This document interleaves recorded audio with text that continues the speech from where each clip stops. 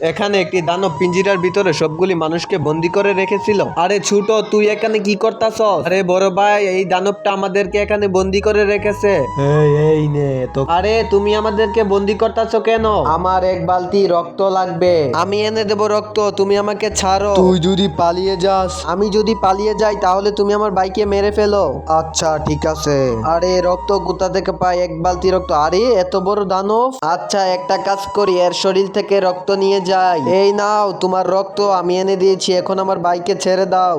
কিন্তু তার আগে এই সুন্দর ছবিটিকে যদি তুমি মন থেকে ভালোবেসে থাকে, এই ভিডিওতে একটা লাইক করে চ্যানেলটাকে সাবস্ক্রাইব করে দেবে। বাংলাদেশ থেকে হলে লাইক করবে, ইন্ডিয়াতে হলে সাবস্ক্রাইব করবে।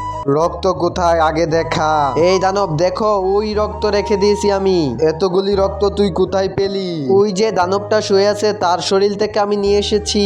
আরে ওইটা আমার ভাই, ওকে রক্ত দেওয়ার জন্যই তো তোর থেকে রক্ত চেয়েছি। তুই তো এখন আমার ভাই থেকে রক্ত নিয়ে ভাইকে মেরে ফেলেছিস।